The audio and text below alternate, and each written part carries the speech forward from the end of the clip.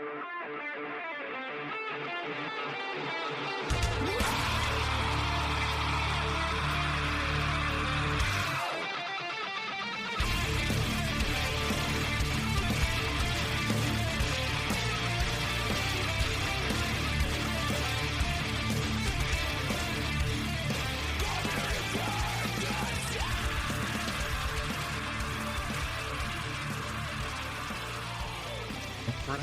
Today is Saturday, May 10th, 2025, and this is episode 306 of the Defensive Security Podcast. My name is Jerry Bell, and joining me today, as always, is Mr. Andrew Callett.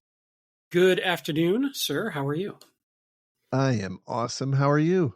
I'm good. I'm technically starting a 2-week vacation as of today. So obviously we're doing this job, but tomorrow I'll be jetting off to a tropical paradise. And if you want me to join next week, I'll phone in on heavy rum drinks. Nope. You enjoy your time off. So I'm good. Otherwise, I mean, that's especially nice, but I am otherwise also doing well. Thank you. Awesome. So just a reminder that the thoughts and opinions we express on the show are ours and not those of our employers. Also a shout out to our Patreon donors. Thank you very much. Absolutely. Thank you, guys. Thank you. And we have one more awesome sponsor to introduce to you. So I'll play that right now. And support for this podcast comes from Ed's Budget Bait Fish Shop and ISP dial-up service, your one-stop shop for night crawlers, minnows, and the slowest internet this side of the county line. At Ed's, we believe in two things. Fish love fresh bait, and the internet was fast enough in 1998, so quit complaining. That's why we offer premium-grade worms at dependable 56K dial-up, all in one convenient location right off Route 9 next to the abandoned Blockbuster. Sign up today and get one free tub of crickets with your first month of internet service. Just don't try to stream anything, or check your email too fast, or use your phone at the same time. Ed's Budget Fish Bait and ISP, because who really needs broadband when you've got a good fishing spot?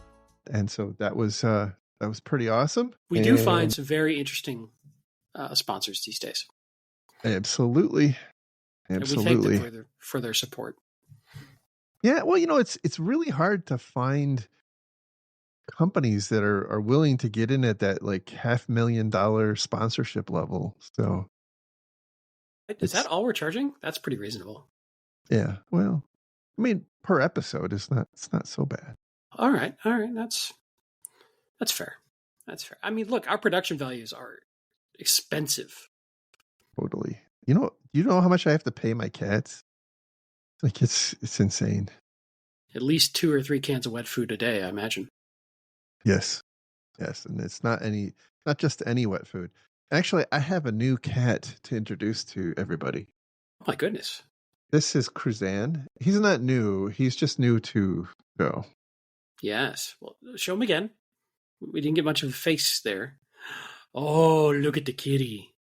Hello, kitten. So Cruzan is what I affectionately call a meat grinder. If you hold him for too long. Actually, I bought to handle Cruzan. I actually bought falcon gloves, like the big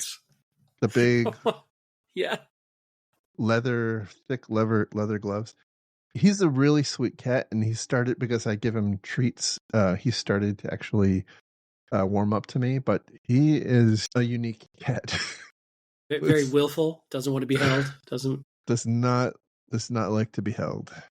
But he's turning into a sweet cat. And he actually is really started to warm up to my dog. And my dog doesn't know quite what to think. But Lacey knows cats. Lacey's been around cats her entire life. Yes. But when the cat comes up and wants to like snuggle, she panics. She looks at me like, what do I do? I'm afraid. That was like me when I was trying to date in my 20s and a girl actually showed interest. I would panic. Run away. So say we all. All right, there you go. I guess there's going to be random Cruzan sightings throughout the show. Aw, well, I'm happy he's here. And he's he's one of your kids' kitties, right? He is a grand kitty. He belongs to my youngest. He's Noki's brother. So nice. Well, we'll have to publish the Cats of Defensive Security calendar at some point. That's a great idea. I like it. All right, so let's get into some stories. And the first one today comes from Dark Reading, and the title here is Venom Spider Targets Hiring Managers in Phishing Scheme. Now, we've talked on and off for a while about how in some regards it's a little silly the way that we treat security awareness training. Don't ever click on a link or open a email or an attachment from someone you don't trust. But the reality is that we have entire departments of people, a lot of organizations do at least, whose entire jobs revolve around opening up emails and attachments from people they don't know. And this particular attack is taking advantage of that. Venom Spider is the name of the threat actor that some random security company has given them. But this threat actor has been seen, at least according to this article, for quite some time. But they've recently changed tactics. Previously, they were setting up bogus recruiting firms and spear phishing candidates on LinkedIn, basically um, sending people who were looking for a job DMs on LinkedIn with malicious attachments, and it was more of an individual type attack. Although, as we've talked about in the past, if you have disgruntled employees, they may well be using their work computer to go try to find their next job, and if they do that and fall for one of these scams, it could lead to problems. But in this instance, it's actually the actor here is pretending to be a job seeker applying for an actual job. And the way this works is they will send they'll either send a link. What they describe here, the most common method is they'll send a link in an email, and that link is allegedly the candidate's resume. And in order to download the quote resume, you have to complete a CAPTCHA, and that is intended to block automated analysis of what is behind the CAPTCHA. In this day and age, I don't know how well, how effective that'll be for all that long, but that's apparently working for them. What the hiring manager or recruiter will get back is a zip file that comes from the attacker's site, and that zip file purports to contain the adversary's resume, and it contains two files: an image file that apparently is just a red herring, and then a link file. And that link file then downloads, if the person falls for it, will download a batch file, and that batch file will then open up WordPad with, I guess, a somewhat realistic looking resume attached. But we'll also start a second round. Basically, it's at that point trying to download a dropper to the computer. What's very interesting in this case is all of the code is being kind of, as far as I can tell, created on demand. So it's being obfuscated, and they describe it as polymorphic. But it's different each time. So for every victim that downloads it, they're getting a different version.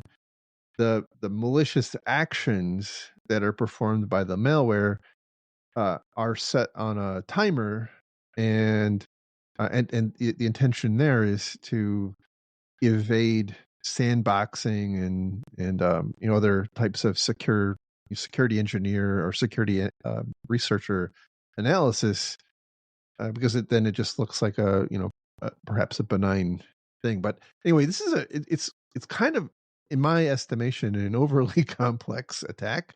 I'm a little surprised that it works, because it seems like it requires a lot more interaction on the part of on the part of the hiring manager than I would have expected. But anyway, it's apparently having some success out in the wild. Yeah, it's interesting. And the one thing that about this article that you haven't touched on yet that you're probably going to get to is there's a whole section on how defenders can protect themselves that I struggle with supporting. Right, that the they basically say, hey, train your employees to look out for this type of attack. Make sure they're aware of it. It's just another phishing campaign at the end of the day, as they say. And, quote, employees who work in vulnerable departments such as HR and recruitment should receive additional training that teaches them to always be extra wary of attachments that are link, ISO, VBS files, etc. These file types are often set as zip files to bypass email filters. Employees should be taught to routinely inspect attachment files by right-clicking the selected file and selecting properties and get info or on a Windows or get info on a Mac before opening them. Here's my challenge with that. Sure, you can do that. And I'm not saying don't do that. The problem is you're still relying on a couple things. You're relying on the user to have that top of mind, and we've talked about this countless times. When they're stressed, when they're busy, when they've got other stuff going on, those sorts of things are not top of mind like it is for us in security. And so I have challenges with this sort of advice because it sort of assumes the security mindset that I don't think is fair to assume everybody in an organization has. The other thing I have as a problem with this is that that's the current methodology of this link, ISO, VBS files, whatever. That could change next week. That could be completely different. Absolutely. Right. So, I go back to, yes, you should train your employees. You should make them aware. But if that's your only line of defense, you are in trouble. And I think really we have to build methodologies, tooling systems that are resilient to these types of attacks without the user being smart enough or clever, aware enough to figure out today's attack du jour that is different and ever changing. And one thing that I would love to see in articles like this, and we never see it, is, hey, then we took an example of this. We threw it at the top 5 antivirus and EDR platforms. Here's who caught it. Here's who didn't, kind of thing. Or, maybe that's a lot to ask for, but I struggle with just train your employees. Yeah, I really like that idea. That would have been a pretty big value add, because otherwise it's just a lot of hand-wringing. And Right. and I it's interesting what you just said, because I had a comment that the recommendation section is a stark contrast, because what you just described is the recommendation, right? You teach your employees to be wary of those types of files, and and in fact have them right click on the file and go to look at the properties or the get info if you're on a Mac. But then they talk about how this attack is co-opting the reality that these jobs in the economy that we have right now are garnering perhaps hundreds, sometimes even thousands of candidates. And so if you're a hiring manager, you can hopefully see the problem that emerges. Now the other thing that that I guess strikes me is that we have seen in the past, and actually quite recently, a lot of attacks are leveraging, frankly, Windows vulnerabilities that rely on kind of minimal interaction. And so just the act of right-clicking on one of those attachments in certain circumstances might be enough to trigger the malware. And so I go back to what you were saying, that I think we have to do a better job of providing more intrinsically secure environments or processes, or both. If look, I mean, people may say, like, you know what, we're okay. Our hiring managers get compromised, and we've got a team that'll clean up the mess, and we'll get back to work, and that's just fine. But if you're not in that case, if you're not in that situation, this is an area where I think it's going to require a little bit of innovation. And does that mean that you have people open up these attachments in a disposable VDI container? There's lots of opportunities to do to design a better way that doesn't inject huge amounts of extra overhead. But I mean, at the end of the day, like, we have a situation which runs exactly contra to the best you quote best practices of security. Like we have people sending unsolicited attachments, and we have employees whose job it is to read those. Yeah, there's other ways to deal with this. Like if you're a little bit more sophistical, that's a new word, sophisticated organization, uh, your recruitment portal might say, "Hey, upload your resume," and it will parse it out Mm-hmm. and just pull out the raw text. And yeah, that could screw up some potential formatting. But there are ways you could have some sort of gap between the raw file and what is actually shared with HR and recruitment. And there are systems that we could build, or ways we could, use AI to gather the information from the resume and share the pertinent. Now, there's a whole bunch of other problems with that. Like we're seeing endless apparent situations where AI are just outright rejecting very valid resumes. So I'm not saying that. I'm saying don't let the raw file get to your folks. Find a way to strip out the data you need and discard the original file. I think it's good advice.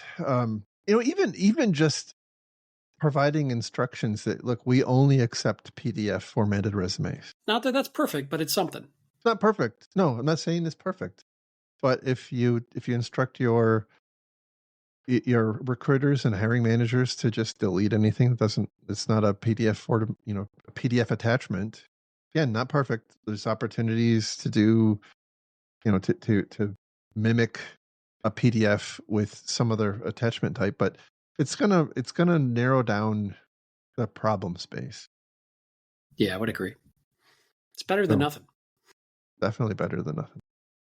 All right, so our next story comes from the Register, and this is a follow-up to a story we talked about earlier in the year.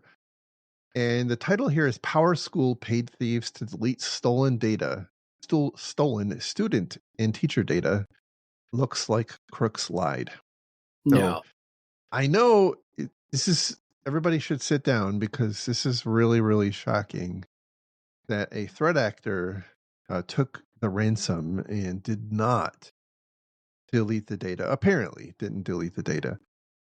So this, again, this is a company that provided services, SaaS services to, I think it was something like 18,000 different customers, so largely school districts across, mostly the US and Canada, but also I think some parts of Asia. They had a credential, and this is at least to the best of our understanding, they had a credential leak that allowed this threat actor to download a couple of tables out of their database that had personal information about the end customers, so basically students and faculty of some subset of schools. Apparently, it wasn't every school that was a customer, but some subset. And at the time, Power School, I guess, was contacted by the actor and was was extorted for money, and they paid the ransom. Power School paid the ransom on the premise that the actor would delete the data. And in the article here, they said that they did that in good faith, thinking that that was the best way to protect the the individuals whose data was leaked. And now there was some debate about the timeliness of the initial notification, and not taken away from that, but it seems like they thought that this was the best method forward. But now what's happening is 6 months on or 5 months on, the threat actor is actually now contacting the customers of Power School and threatening them individually with their own ransom demands, that if they don't pay, their data will then get leaked. And so it's a little unclear, by the way. I think that the article expresses this lack of clarity. It's a little unclear whether the data actually exists or whether this is an empty threat. But I think everybody's operating on the assumption that the data wasn't actually deleted, which wouldn't be terribly surprising. So I think this is a good example of why we have to be careful when we pay the ransom, because we just kind of perpetuate the problem, and it doesn't actually solve anything. So uh, we just incentivized this threat actor to go do more crime. Yeah, well, look, they've got a business to run. They're looking at their total addressable market. They realize that they've got more potential customers out there they can interact with and serve by deleting this data for them. And Cutting out the middleman, right? Yeah. right, I think it's very no, I'm kidding.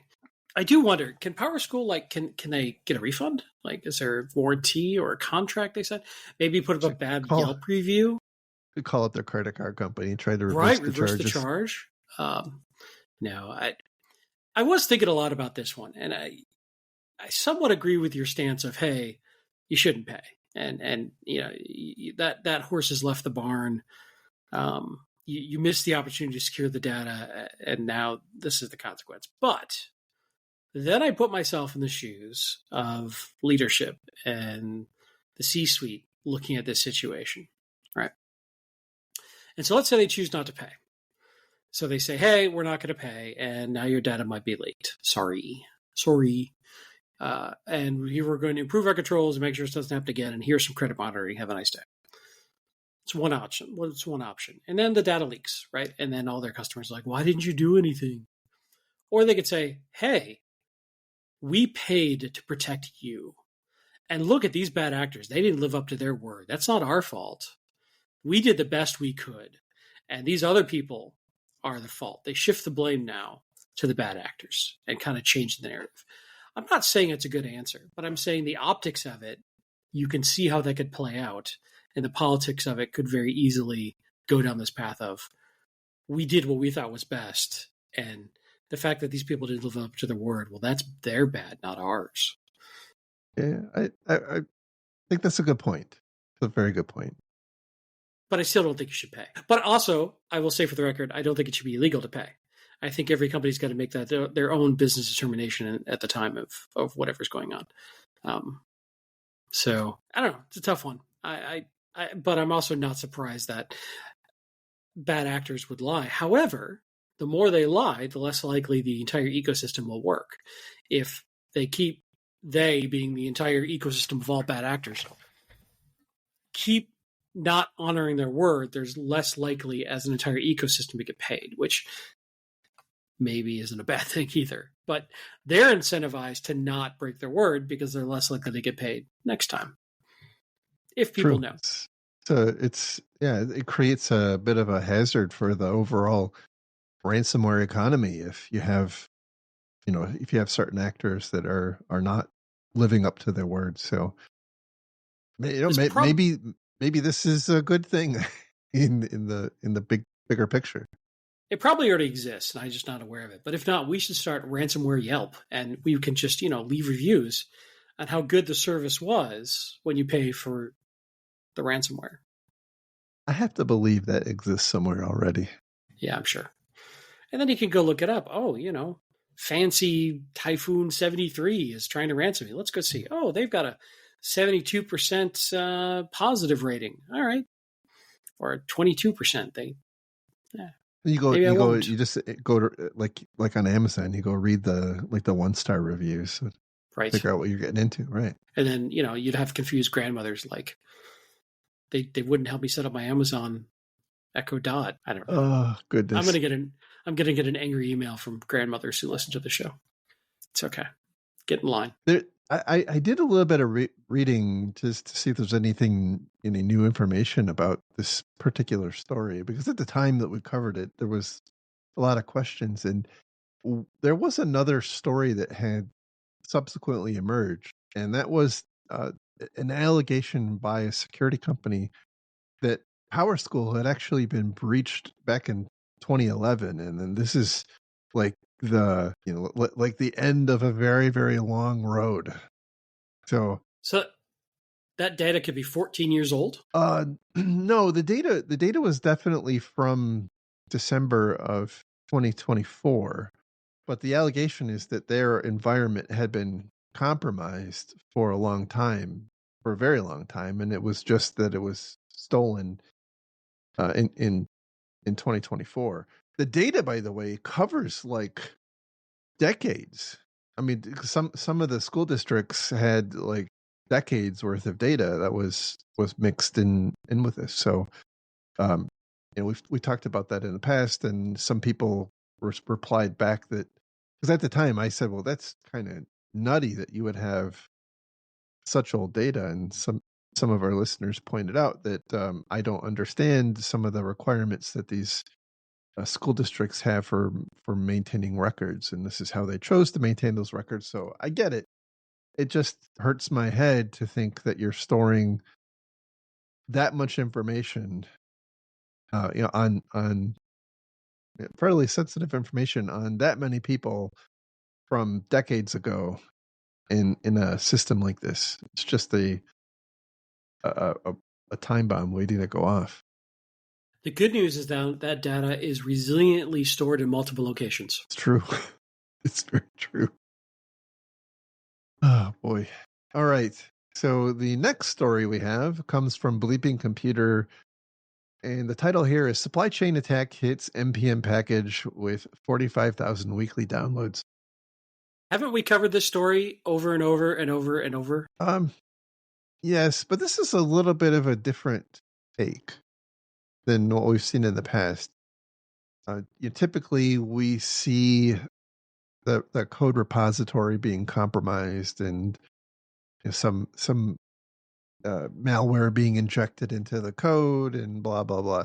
This is a little bit different. The story here is that there's this package, npm package named rand user agent, that is apparently popular amongst the web crawling slash web scraping crowd, and its job is to create randomized user agent strings. And I guess that's, as somebody who runs some pretty busy websites, there's a bit of an arms race with blocking bots based on user agent strings. So I'm not surprised to see that this is as popular as it is.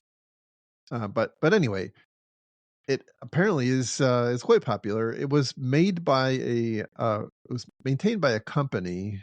I think it was Scrape API, or I don't remember the name of it right now, but um, they had deprecated this particular package, and so 7 months ago they released the final version of it, and that the code itself lived in GitHub, and the package lived in the npm repository.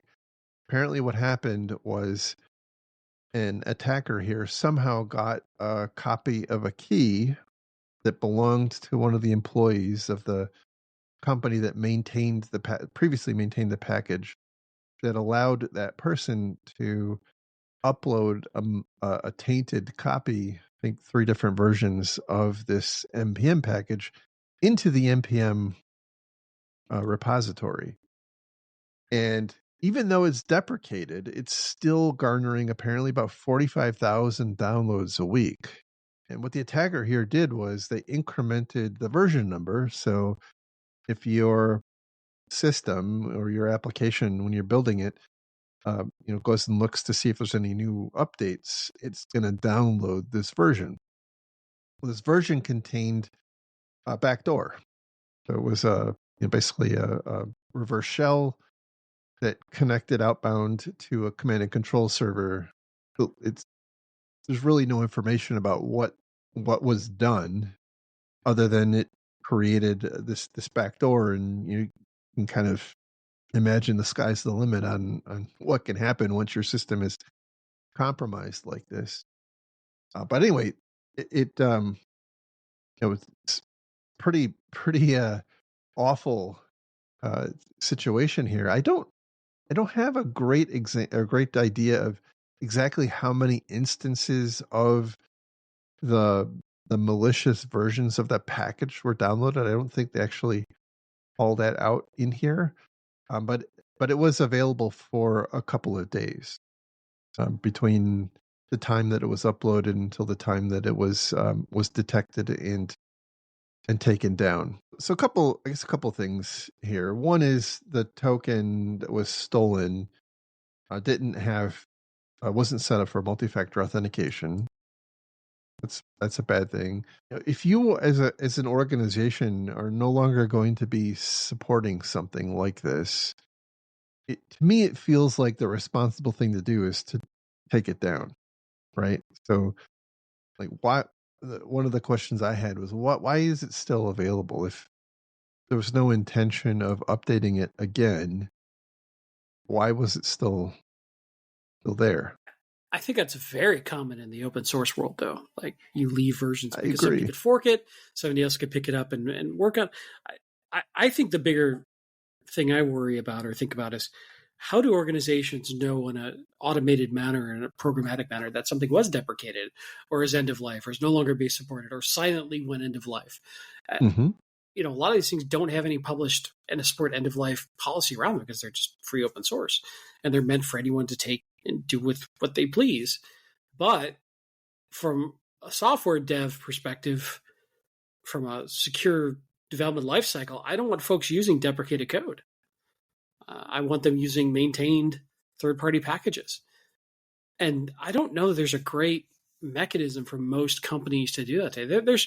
We've talked about this ad nauseum. I mean, there's some projects out there to make this a little better, but it's not like you've got a tool telling you easily that, hey, that's end of life or end of support, or here's the end of support plan for that, or this hasn't been updated in 2 years. Maybe find a more current package or something like that. Yeah, so I guess it's one thing to not take it off, off of GitHub, take their code repository off GitHub, but it's another thing to leave it available in npm as available for download.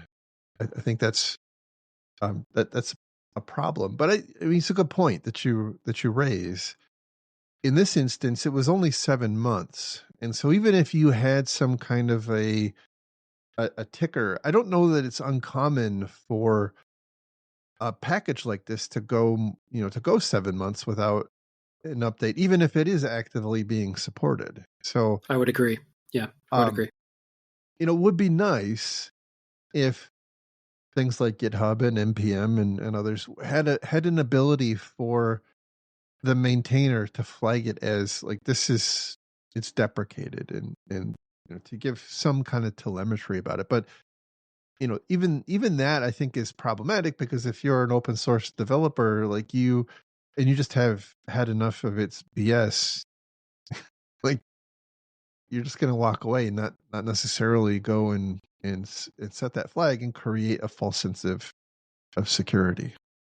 Yeah, I mean, most of these are free projects being maintained by volunteers, right? They don't, Yes.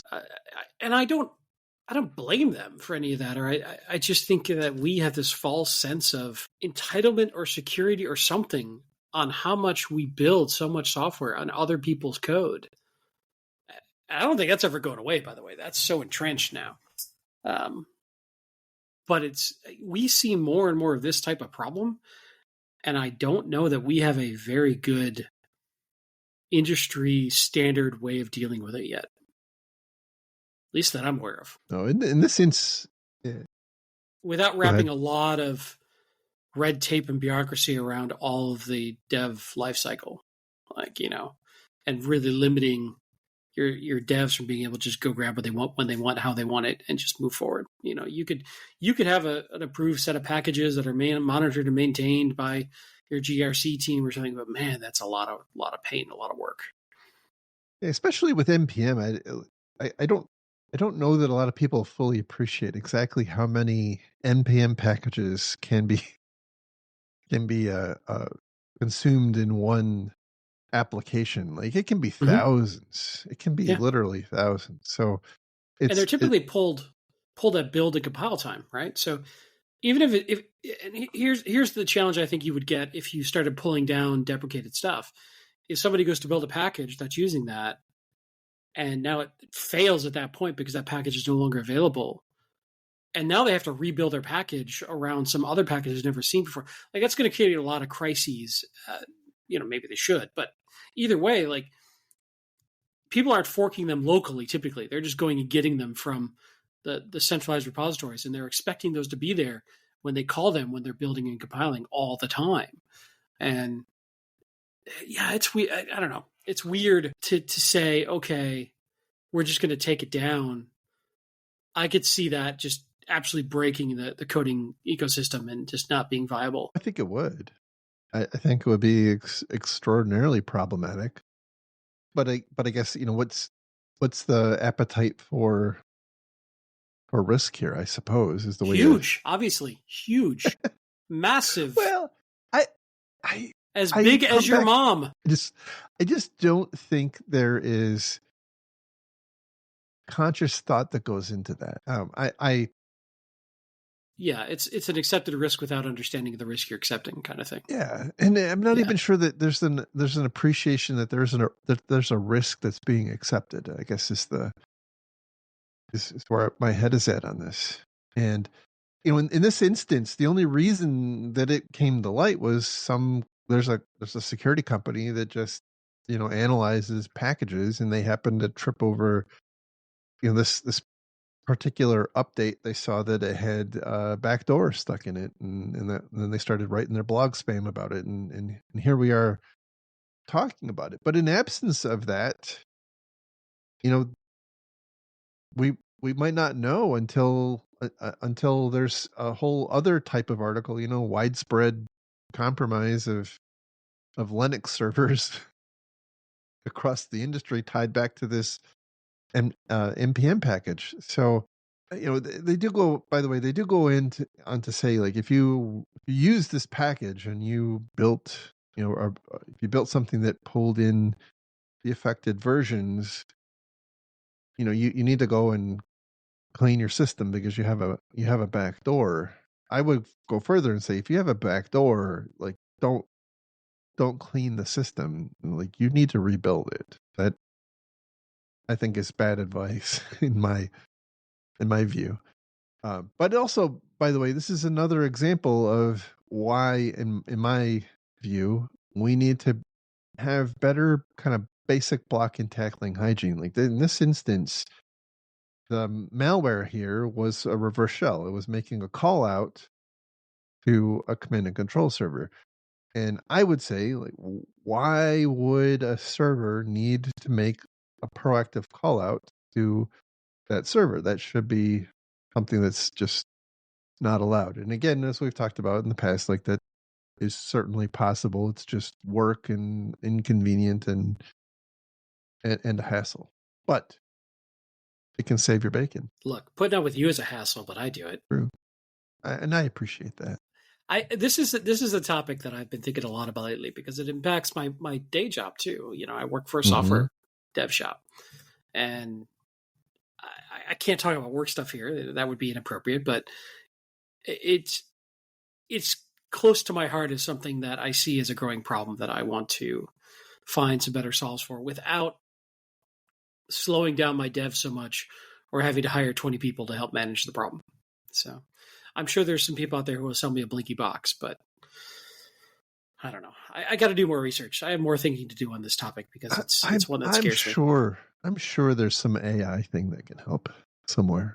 Well, I mean, there are some solves. Like Google has like a assured safe repository of open source and stuff like that. But there's other ones out there. I'm not just calling out Google. They're not sponsoring them or anything, but they could, but they're not. But they could, but they're not. But there are those sorts of things now. But getting your entire dev shop to adopt it when they made, I don't know if they feel the pain yet. So back to your point, I don't know if they realize that this is a problem yet, or it hasn't become enough of a problem yet to pivot to something like a known good repo of third-party dependencies. But I think it's coming. Yeah, nobody invests in their disaster recovery program until they experience an outage. It's just the way it is. So anyway, our last story today comes from the Register, and the title here is Disney's Slack attack wasn't Russian protesters, just a Cali dude with malware. This is also a follow-up to a story we covered some time ago. As a refresher, there was a Disney employee who, despite what a lot of pontificators in the infosec industry will talk about, um, this employee wasn't working on his work computer. All Okay. right, let me stop you there. Your wife is going to be very upset. They're not employees, they're cast members, and you should know that. Well, those are only the No, is everybody. it everybody? Is it everybody? Okay. All But right, I fine. understand that's my wife, who's a Disney file, would probably tell me I'm wrong, but I think that's right. All Fine, right, fine. sorry. Anyhow, Go back. Go this back to your story. person, this person was not using his Disney laptop or computer. He was using his home computer, but apparently had been signing into his work Slack account on his home computer.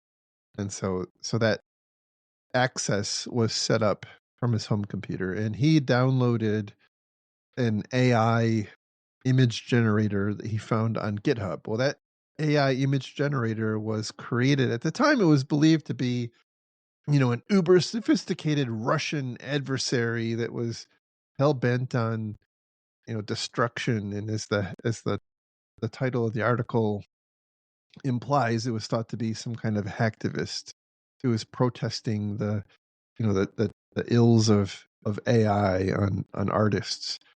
But in fact, it was a dude in California who created this malicious package and just kind of put it out in GitHub and waited for people to come and download it. I don't know if he advertised it, by the way. That part isn't. I haven't heard anything about that. But anyway, this guy downloaded the Disney cast member, downloaded it to his home computer. For the record, I may be wrong. I just looked it up. It could be just the people working in the parks or the store, whether front of Okay. house or back of house or cast. So now I don't know. Now I've confused myself and I've misled our listeners. I've misled you. I've completely derailed your story. Why do you even have me on the show? I ask myself that quite often. Anyway, it's your personality. That's why. Clearly not my looks. So, that's the hair. You got the good hair. You mean the thinning rapidly hair that's going gray? Yeah, let's a hell of a lot more than I have. Anyway, anyway. Oh my god. Sorry, everybody. What happens when Andy leaves for vacation? He gets it's a little silly. So anyway, this malicious AI image generation package contained a backdoor.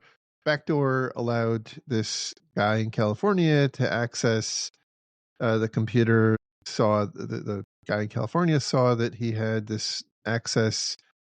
Apparently, just rummaged through the Disney employee / cast members' home computer, pulled out a bunch of personal information. Also obtained access to the Slack. I guess he probably stole like an access token to Slack and pulled down about a little over terabyte of Disney data, which he then posted online, and it was kind of off to the races. The adversary tried contacting the victim. The victim thought it was like just a bogus scam, but eventually he started providing enough information, like personal information, to realize that it was actually real. The employee went and talked to Disney corporate security. Disney ran an investigation, and that's how they found the data had been stolen, blah, blah, blah. Separate and apart from that, Disney also, by the way, started investigating this employee and allegedly found that he had been surfing pornography on his work computer, totally separate from the home computer, and was then summarily fired. Now, and that, by the way, is the subject of a wrongful termination lawsuit because the Disney employee says that he, in fact, was not surfing porn and that it was some sort of retribution against him for the data breach. So, no idea. That's probably going to take months or years to get work sorted out in court. But that is kind of what happened. The new news, the overarching new news in this is that not all sophisticated looking attacks are perpetrated by advanced actors, and that is why I personally have a hard time with our kind of myopic focus on identifying, trying to identify threat actors and attribute attacks to specific actors, because it it is a distraction sometimes. In this instance, we previously put a lot of focus on who the actor was and less on the tactics that this, what I think we can all agree is probably less sophisticated than a Russian, state sponsored APT actor. True, true. Though we've also said Russian state sponsors APT actors only have to be sophisticated enough to get what they want. True. It's true. Now, in true register form, they close with the most killer paragraph that I think I may have ever read in a InfoSec article. And so Please. I'm gonna read this quote because it's worthwhile. So while Kramer, and I'll just say Kramer is the name of the guy who is the threat actor here. While Kramer could spend a decade behind bars for his crimes, Disney employees may end up paying a far greater price for his bad behavior. As we reported last year, the incident prompted the entertainment juggernaut to ditch Slack for Microsoft Teams, much to the dismay of Disney employees. End quote. They're the real victims here. They are the real victims. Look, I haven't had the pleasure of using Teams in a corporate environment. I have used it in other contexts. I did use Slack, and I can understand the sentiment. At some point, when does it become cruel and unusual punishment? I mean, where's the National Labor Relations Board? Where's OSHA? Where are our senators? This is unconscionable. So while I jest about this, the one thing that I am less understanding of is how Teams is intrinsically better at or more resistant to this than Slack was. I would argue the opposite, honestly. From my limited understanding of the two, I understand that Slack offers at an enterprise tier level more controls over this than Teams does. Now, don't take that to the bank. This changes rapidly all the time, et cetera, et cetera. But yeah, I mean, I don't see this as a fault in Slack. It was a fault in their configuration and administration choices. Yeah, for example, I don't know that it's a great idea, as I'm sure Disney is now you come to the same conclusion that it's not a great idea to allow your employees, or really anybody, to log into your corporate messaging system from their home computer. That shouldn't be allowed. Not just administratively, that you should have a technical way of preventing that from happening. 100% agreed. But they know that now. They do. So anyhow, this will be interesting to watch. The fork on this story now is the wrongful termination suit. It was very interesting that apparently, early on, the employee here was really being just hammered because his personal information had been leaked. So, like, lots of information about him, and he was getting harassed a lot. And Disney apparently helped him out quite a lot, and he expressed his appreciation for that help. But then they turned around and fired him. And look, I don't know if he did it or not. I mean, I'm sure this is something that's going to have to come out in the court case. I kind of have a hard time thinking that something like this would cause a company like Disney to fire an employee and then like attribute it to surfing pornography. That seems like really illegally perilous to do. And so I'm not saying that it couldn't happen. It just seems like it would be odd to have happened. But yeah, we'll see. There very well also could have been pornography browsed in some way from his work machine, that was not his fault, but looks like his fault. We don't know. We have no information about this, or he very well could have been hitting up Disney OnlyFans accounts. I don't know. Look, I've had employees in my past surfing porn at work, and we've had to fire them. So it's certainly not out of the realm of possibility. Yeah, it happens. It absolutely happens, and I think it happens probably a lot more than any of us will, talk about. But I suspect anybody who's worked in the InfoSec space for a long time has either first or secondhand experience with that. So the way it is. Anyhow, that is all of our stories for today. I appreciate everybody's time. Thank you again to our Patreon sponsors. I wish you all the best in your trip to paradise. Thank you, sir. Hope it goes well. I appreciate it. And with that, we'll cut the show here. You can find links to the stories we talked about on our website at defensivesecurity.org. Just look for episode 306. And where can people find you if they want to talk to you while you're sipping your rum drink? Indeed, I'm on your lovely, amazing, awesome Mastodon server, infosec.exchange, at @lerg, L-E-R-G.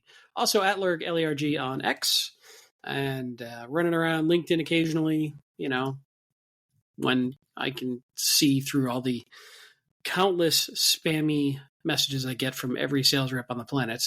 I'm occasionally... I've really started to think of LinkedIn as the bad place.